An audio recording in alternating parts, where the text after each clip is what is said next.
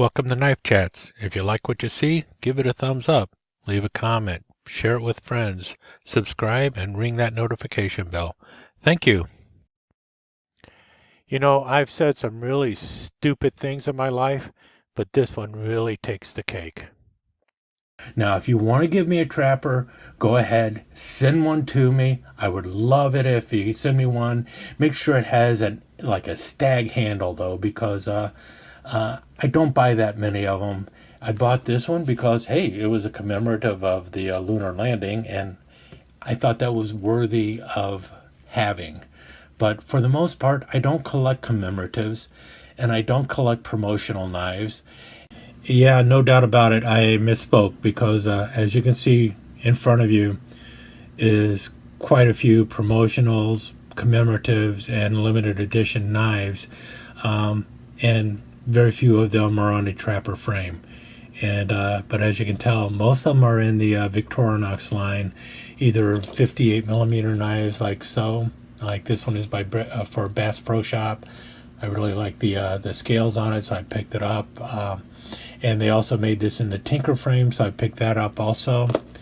Here we have Bavaria. This is a Spartan, and I've got quite a few of the Smoky Bear knives out of Smoky Mountain Knife Works. These are on a Tinker frame. I bought quite a few of these. I've got some videos on them, so it's obvious that I do collect commemoratives, promotional knives, so on and so forth. But it's very rare for me to actually grab one that's on a trapper frame. For instance, here we have, I've shown this one before because it's one of the few that I do have, the lunar landing one for the 50th anniversary. But to be honest, I would have never picked this up if I had seen this one first. And this one was put out by Swiss Knife Shop. And this is also a 50th anniversary knife for the lunar landing. I did not know about this one. Otherwise, I would have probably passed on the Robert Klaas Trapper for this. And this one is serialized and everything. So this is a much better commemorative than the one by Swiss Knife Shop. This is the second printing of it, but I really like it, and that's usually the way I go. Now. Victorinox also made one, but they were asking $300 for it, and they only made 1,969 of them, and I wasn't about to pay $300 for it. I just wanted something to commemorate it personally for me. Case also made one, but theirs was in the $120 or $130 range, whereas the Robert Klaas one, which was serialized and everything, was around $40.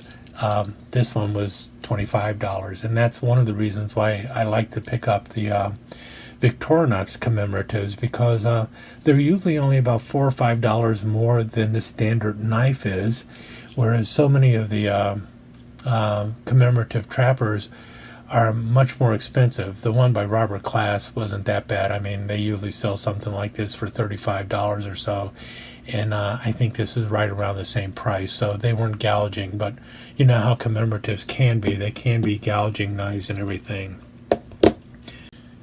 But I mean, I've got so many of these. I mean, here's one for the 1291 to 1991, so whatever years that is, for 13, 14, 15, 16, 17, 18, 19, 700th anniversary of William Tell for Victorinox. I mean, that's why there's a crossbow on the handle. William Tell, national hero in Switzerland. I picked this one up. This is a Boy Scout knife. Actually, it's a officially licensed knife for the Boy Scouts of America by Case. And it's on their little Scout Junior frame, and I really like that frame, so I picked this one up. It was a little more expensive than a regular Junior Scout, but I passed on the Trapper. I wasn't interested in that. Matter of fact, I passed on all of the other ones other than this, even the tiny toothpick. It just didn't seem to speak to me as a Boy Scout knife. This speaks to me as a Boy Scout knife. It's a Scout knife.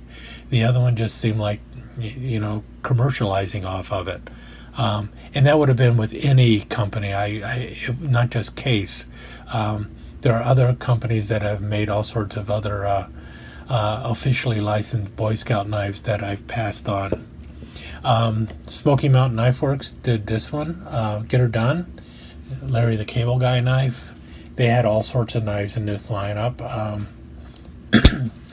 Excuse me, but the only one I was interested in was the white smooth bone Stockman, and that's because I collect white smooth bone.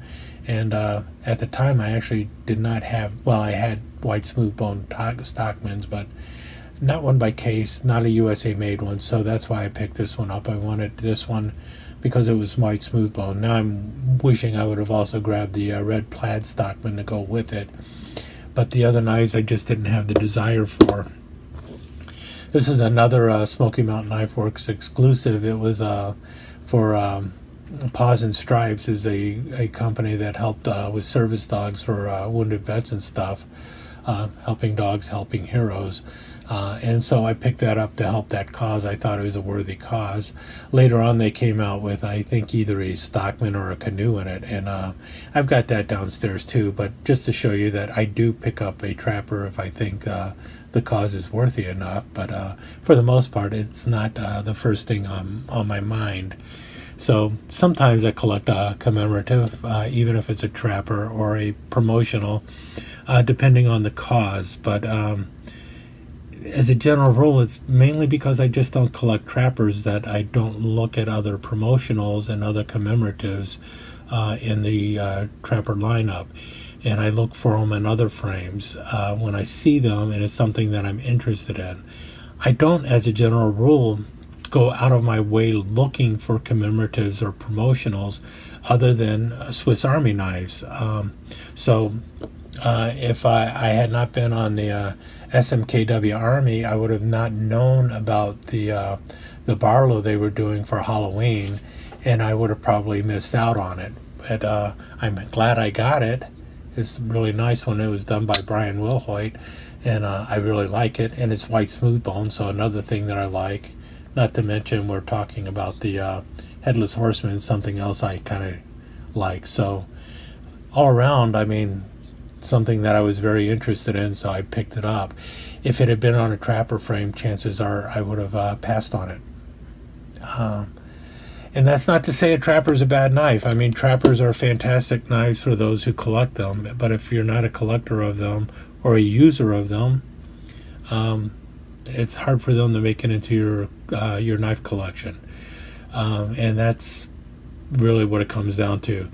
But I did say that I don't collect promotionals or commemorative knives, and well, that was just flat out wrong. So that's why I'm doing this video, just to let you know that yeah, I do collect them. I caught myself after I put up that video. It was a dumb thing for me to say, and I really screwed the pooch on that one. I obviously do collect commemoratives.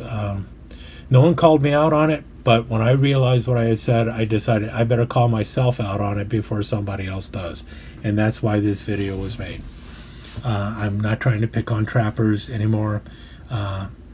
I love all those people out there who collect Trappers, because if you're a knife collector, you're keeping this hobby alive, regardless of what kind of knife you're collecting.